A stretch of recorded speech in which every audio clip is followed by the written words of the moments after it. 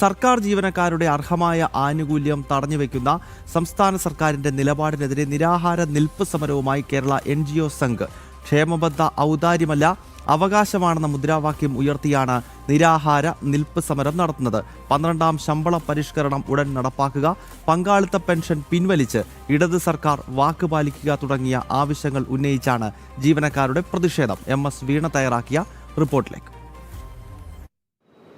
സംസ്ഥാന സർക്കാരിന്റെ സർക്കാർ ജീവനക്കാരോടുള്ള തെറ്റായ സമീപനത്തിനെതിരെയാണ് ശക്തമായ പ്രതിഷേധവുമായി കേരള NGO സംഘ് ഇപ്പോൾ നിരാഹാര നിൽപ്പ് സമരം ആരംഭിച്ചിരിക്കുന്നത്. രാവിലെ 10 മണിയോടുകൂടി ആരംഭിച്ച നിരാഹാര നിൽപ്പ് സമരത്തിൽ വിവിധ ആവശ്യങ്ങളാണ് ഉന്നയിച്ചിരിക്കുന്നത്. നിരവധി ജീവനക്കാർ ഈ ഒരു സമരത്തെ അണിനിരക്കുന്നുണ്ട്. കുടിശ്ശികയും അനുവദിച്ച ക്ഷാമബദ്ധയും മുൻകാല പ്രാബല്യത്തോട് നൽകുക, 12ാം ശമ്പള പരിഷ്കരണം ഉടൻ നടപ്പാക്കുക, പങ്കാളിത്ത പെൻഷൻ പിൻവലിച്ച ഇടത് സർക്കാർ വാക്ക് പാലിക്കുക, മെഡിസെപ്പ് വിഹിതം അടക്കമുള്ള സർക്കാർ വിഹിതം അടക്കം ഉൾപ്പെടുത്തി പരിഷ്കരിക്കുക എന്നീ തുടങ്ങിയ ആവശ്യങ്ങൾ ഉന്നയിച്ചുകൊണ്ടാണ് ശക്തമായ പ്രതിഷേധവുമായി ഇപ്പോൾ തിരുവനന്തപുരം സെക്രട്ടേറിയറ്റിന് മുന്നിൽ നിരാഹാര നിൽപ്പ് സമരം NGO ജീവനക്കാരുടെ നേതൃത്വത്തിൽ ഇപ്പോൾ ആരംഭിച്ചിരിക്കുന്നത്. ക്ഷാമബദ്ധ ഔദാര്യമല്ല, അത് അവകാശമാണെന്നുള്ള പ്ലക്കാർഡുകളടക്കം കഴുത്തിൽ തൂക്കിക്കൊണ്ടാണ് ജീവനക്കാർ നിൽപ്പ് സമരം ആരംഭിച്ചിരിക്കുന്നത്.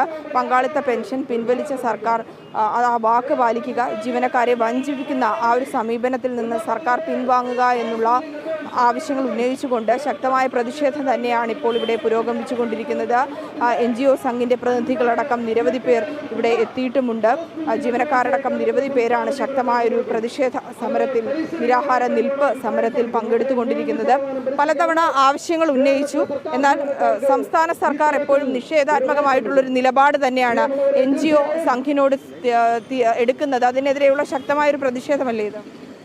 NGO സംഘിനോട് എതിരെ എന്നുള്ളതല്ല, കേരളത്തിലെ സർക്കാർ ജീവനക്കാരോട് ഇത്രയേറെ ക്രൂരമായ ഒരു നടപടി തുടർന്ന ഒരു സർക്കാർ കേരളത്തിൻ്റെ ചരിത്രത്തിലില്ല. ഇപ്പോൾ ജീവനക്കാരുടെ ആനുകൂല്യങ്ങളും അവകാശങ്ങളും എല്ലാം ഒന്നൊന്നായി കവർന്നെടുത്ത സർക്കാർ ഇപ്പോൾ കേരള ഹൈക്കോടതിയിൽ നൽകിയിരിക്കുന്ന സത്യവാങ്മൂലത്തിലൂടെ സർക്കാർ ജീവനക്കാരോടൊരു വലിയ വെല്ലുവിളിയാണ് ഉയർത്തിയിരിക്കുന്നത്.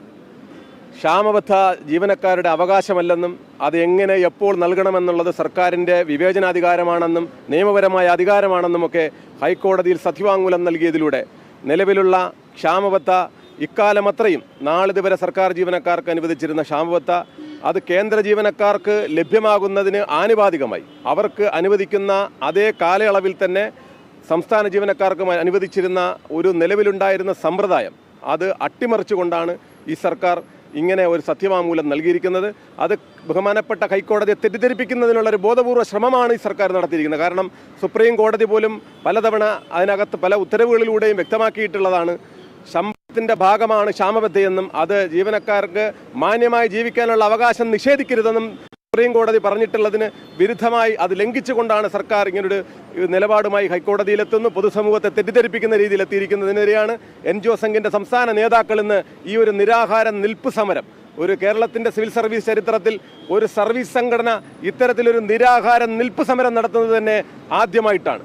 ഇത്തരത്തിലൊരു കഠിനമായ സമരമുറയിലൂടെ സർക്കാർ ജീവനക്കാരോട് കാണിക്കുന്ന ക്രൂരതയ്ക്ക് ഒരു അവസാനമുണ്ടാകണമെന്നും ഈ അവഗണന അവസാനിപ്പിക്കണമെന്നാണ് NGO സംഘിന് പറയാനുള്ളത്. മറ്റു കാര്യം നമ്മൾ നോക്കുകയാണെങ്കിൽ ഈ ജയിലിൽ കിടക്കുന്ന തടവുകാർക്കടക്കം ഇപ്പോൾ ശമ്പളം, അവരുടെ കൂലി അടക്കം വർദ്ധിപ്പിക്കാൻ കാണിക്കുന്നുണ്ട്. ഇപ്പോൾ നികുതിയും ബാക്കിയെല്ലാം നൽകുന്ന രാപ്പകൽ ഇവിടുത്തെ സംസ്ഥാനത്തെ എല്ലാ പ്രവർത്തനങ്ങൾക്കും ഒപ്പം നിൽക്കുന്ന കഷ്ടപ്പെടുന്ന ജീവനക്കാരെ സപ്പോർട്ട് ചെയ്യുന്ന തരത്തിലുള്ള ഒരു നിലപാട് സ്വീകരിക്കുന്നില്ല. ഒരു വിഭാഗം, നിങ്ങൾ ഇപ്പോൾ NGO സംഘം മാത്രമാണ് ഇതിൽ ശക്തമായിട്ടുള്ള ഒരു പ്രതിഷേധം രേഖപ്പെടുത്തുന്നത്. പല സംഘടനകൾ ഉണ്ടെങ്കിൽ പോലും അവർ മൗനം തുടരുകയാണ്. അതെ, ഈ പല സംഘടനകൾ മൗനം തുടരുന്നു എന്ന് പറയുമ്പോൾ ഈ കഴിഞ്ഞ 10 വർഷത്തെ ഇടത് ഭരണത്തിൽ ഇവിടുത്തെ ഭരണാനുകൂല സംഘടനകളായ ഇടത് സംഘടനകൾ നിശബ്ദമായിരുന്നു. അവർ ഈ സർക്കാരിൻ്റെ ഒപ്പം നിന്നുകൊണ്ട് സർക്കാർ ജീവനക്കാരുടെ ആനുകൂല്യങ്ങളും അവകാശങ്ങളും നിഷേധിക്കുന്നതിന് എല്ലാ കുടപിടിച്ചു കൊടുത്ത് ജീവനക്കാരെ ഇത്രയും ദുരിതത്തിലാക്കിയതിലെ പ്രധാന പങ്ക് അവർക്ക് തന്നെയാണ്. ഇപ്പോൾ തെരഞ്ഞെടുപ്പ് എടുത്ത സമയത്ത് ഇപ്പോൾ നമ്മൾ കണ്ടതാണ്, ഏതാനും ദിവസങ്ങൾക്ക് മുമ്പ് ഇവിടെ ചില സമരാവാസങ്ങളുമായിട്ട് ഇവിടെ സംഘടനകൾ എത്തുന്നത് നിങ്ങൾ കണ്ടിരിക്കും. അങ്ങനെ എല്ലാ തരത്തിലും ജീവനക്കാരെ കബളിപ്പിച്ചെന്നും മുന്നോട്ട് പോകാമെന്നാണ് ഇവർ ധരിക്കുന്നത്. പക്ഷേ ഇപ്പോൾ നേരത്തെ സൂചിപ്പിച്ചതുപോലെ ജയിലിലുള്ള കുറ്റവാളികൾക്ക് ശമ്പള വർധനവുണ്ടായി എന്നുള്ളതൊരു കേരളത്തെ ഞെട്ടിക്കുന്നൊരു വാർത്തയുണ്ടായി. ആ ഒരു മാന്യത എത്രമാത്രമാണെന്ന് നമ്മളൊന്ന് വിലയിരുത്തേണ്ടതുണ്ട്. ഇന്ന് കുറ്റവാളികൾക്കൊപ്പമാണ് ഈ സർക്കാരെന്ന് വിലയിരുത്തുന്ന, അല്ലെങ്കിൽ അത് സമൂഹത്തെ ബോധ്യപ്പെടുത്തുന്ന രീതിയിലേക്കാണ് ഈ സർക്കാരിൻ്റെ നിലപാടുകൾ, അതിലേക്കാണ് വിരൽ ചൂണ്ടുന്നതെന്നാണ് ഞങ്ങൾ മനസ്സിലാക്കുന്നത്. നിൽപ്പ് സമരം അത് നിരാഹാര നിൽപ്പ് സമരമാണെന്നുള്ളതാണ്, ശക്തമായൊരു പ്രതിഷേധമാണ് രേഖപ്പെടുന്നത്. തീർച്ചയായിട്ടും ഇപ്പം ചിലർ ചോദിക്കുന്നുണ്ടാകും, ഇത്തരത്തിലൊരു സമരം ഇടതുപക്ഷ സർക്കാരിനെതിരെ നടത്തിയാൽ എന്താണ് അതിൻ്റെ പ്രയോജനമെന്ന്.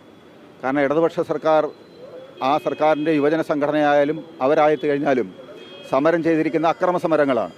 അക്രമത്തിലൂടെ കേരളത്തെ നശിപ്പിച്ച് കേരളത്തിൻ്റെ വികസനത്തെ ഇല്ലായ്മ ചെയ്യുന്നതിൽ ഇടതുപക്ഷത്തിൻ്റെ പങ്ക് വളരെ വലുതാണ്. അക്രമത്തിലൂടെ ഭയപ്പെടുത്തി തങ്ങളോടൊപ്പം നിർത്തുക എന്നതാണ് ഇടതുപക്ഷ നയം. അപ്പോൾ അത്തരത്തിലുള്ളവരൊരു ഭരണാധികാരികളായിരിക്കുന്ന സമയത്ത് ഇങ്ങനെ ഒരു നിരാഹാര നിൽപ്പ് സമരം അത് നടത്തിയാൽ അവിടെ എന്താണ് അതിൻ്റെ പ്രയോജനമെന്ന് ജീവനക്കാർ തന്നെ ചോദിക്കുന്നുണ്ട്. കാരണം ബോധമുള്ളവൻ്റെ അടുക്കൽ വേണ്ടേ ബോധപൂർവമായ ഒരു സമരം, അല്ലെങ്കിൽ ഇത്തരത്തിലുള്ള നിരാഹാര സമരം എന്നാണ് അവർ ചോദിച്ചതിൻ്റെ അർത്ഥം. പക്ഷേ എന്തു തന്നെയായാലും ഞങ്ങൾ പ്രകോപനപരമായ രീതിയിലുള്ള ഒരു സമരത്തിനില്ല, മറിച്ച് ഗാന്ധിയൻ ആദർശം, ആ ഗാന്ധിജിയിൽ അധിഷ്ഠിതമായിട്ടുള്ള പണ്ഡിറ്റ് ദീനദയാൽ ഉപാധ്യായയും അതേപോലെ തന്നെ ഗാന്ധിജി വിഭാവനം ചെയ്തിരിക്കുന്ന സമസ്ത സുന്ദരമായ ഒരു ഭാരതത്തെ സൃഷ്ടിച്ചെടുക്കണമെങ്കിൽ അതിന് പ്രധാനമായിട്ടുള്ളത് സ്വസ്ഥവും സ്വൈര്യവുമായിട്ടുള്ള ഒരു ജീവിതമാണ്. ആ ജീവിതത്തിന് പ്രത്യേകമായിട്ട് നിദാനമാകുന്നത് സർക്കാർ ജീവനക്കാരാണ്, ഏത് വിഭാഗത്തിലുള്ളവരായാലും.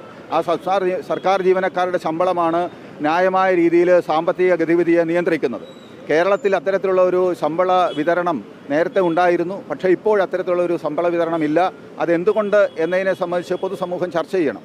ഇവിടെ പറയുന്നത് സർക്കാർ ജീവനക്കാർക്ക് ശമ്പളം തരുന്നത് കൊണ്ട് ഖജനാവിൽ പണം ഉണ്ടാകുന്നില്ലെന്നാണ്. പക്ഷേ നമ്മൾ മനസ്സിലാക്കേണ്ടത്, ഏതൊരു പ്ലാനും പദ്ധതിയും തയ്യാറാക്കണമെങ്കിലും അതിൻ്റെ 2%, ആ 2% അതിൻ്റെ പ്രവർത്തന ചിലവുകൾക്കായിട്ട് മാറ്റിവെക്കാം. അങ്ങനെയാണെങ്കിൽ തന്നെ നോക്കുക എത്ര കോടി രൂപയാണ് ഇവിടെ ഓരോരോ പദ്ധതികൾക്ക് വേണ്ടി ചിലവാകുന്നത്. അപ്പോൾ അതിൻ്റെ 2% എന്ന് പറയുന്നതും സംസ്ഥാന സർക്കാർ ജീവനക്കാർക്ക് കൊടുക്കേണ്ടി വരുന്ന ശമ്പളവും അതേപോലെ തന്നെ ശമ്പളവും മറ്റാനുകൂല്യങ്ങളും ഇതെല്ലാം കൊണ്ട് ഒരു ബഡ്ജറ്റ് തയ്യാറാക്കിക്കൊണ്ടാണ് ഭരണം മുന്നോട്ട് പോകുന്നത്. എല്ലാ വർഷവും ഈ എല്ലാ സർക്കാർ ഓഫീസുകളിൽ നിന്നും ഇത്തരത്തിലുള്ള ഒരു ബഡ്ജറ്റ് ഇവിടുത്തെ കേരള ഗവൺമെൻറ് വാങ്ങുന്നുണ്ട്. അതിൻ്റെ അടിസ്ഥാനത്തിലാണ് ഇവിടെ ശമ്പളവും മറ്റാനുകൂല്യങ്ങളും തരുന്നത്. അതിൻ്റെ അർത്ഥം സംസ്ഥാന സർക്കാർ ജീവനക്കാർക്കും അധ്യാപകർക്കും കൊടുക്കുവാനായിട്ടുള്ള ശമ്പളം ഇതര ചെലവുകൾ ബഡ്ജറ്റ് വിഹിതത്തിൽ ഉൾപ്പെടുത്തിയിട്ടുണ്ടെന്നല്ലേ ഉള്ളത്. എന്നിട്ടും തരുന്നില്ല എന്ന് പറഞ്ഞു കഴിഞ്ഞാൽ അതിൻ്റെ അർത്ഥം എന്താണെന്ന് ചോദിച്ചു കഴിഞ്ഞാൽ ഇവിടെ ഏതോ തരത്തിൽ ശമ്പളം അല്ലെങ്കിൽ ഇവിടുത്തെ ധനം കൊള്ളയടിക്കുന്നു. അതാരാണ് എന്ന് കണ്ടുപിടിക്കണം. അതുകൊണ്ടാണ് NGO സംഘ് പറയുന്നത് കേരളത്തിൻ്റെ പൊതു ധനസ്ഥിതിയെ പറ്റിയിട്ട് ഒരു ധവളപത്രം പുറപ്പെടുവിക്കണം എന്ന്. നിരവധി ആവശ്യങ്ങൾ ഉന്നയിച്ചുകൊണ്ടും തങ്ങളുടെ അവകാശങ്ങൾക്ക് വേണ്ടിയുള്ള ശക്തമായൊരു പ്രതിഷേധ സമരം തന്നെയാണ് ഇവിടെ ഇപ്പോൾ പുരോഗമിച്ചുകൊണ്ടിരിക്കുന്നത്. നിരാഹാര നിൽപ്പ് സമരത്തിൽ തന്നെയാണ് കേരള NGO സംഘ്. ശക്തമായൊരു പ്രതിഷേധം, സർക്കാരിൻ്റെ ഇത്തരത്തിലുള്ള ജീവനക്കാർക്കെതിരെയുള്ള, ജീവനക്കാരുടെ അവകാശങ്ങൾ ലംഘിക്കുന്ന തരത്തിലുള്ള പ്രവൃത്തികൾക്കെതിരെയാണ് ഈ പ്രതിഷേധം. NGO സംഘിന്റെ നിരാഹാര സമരം തുടരുകയാണ്. അവിടെ നിന്നും MS വീണയാണ് ചേർന്നത്.